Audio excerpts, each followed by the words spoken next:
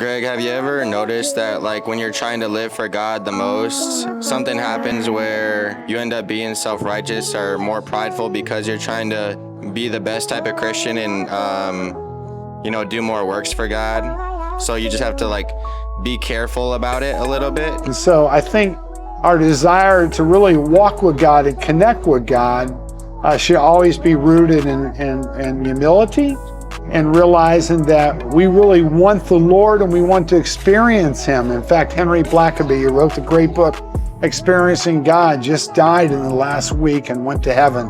He's such a precious man of God. But one of the things I loved about Henry is he was a real man of humility. As I got to know him in the last couple decades of his life, his humility really stood out. And I think that of also the Apostle John. He was an apostle of love, but also an apostle of humility. He didn't usually strut his feathers like a peacock. There were a few times that John, wanted the Lord to bring fire down from heaven, and his mother wanted James and John to have the closest seats to Jesus. But by and large, John was a person in the Bible of humility, and I think so it is Peter, like Henry Blackaby and others.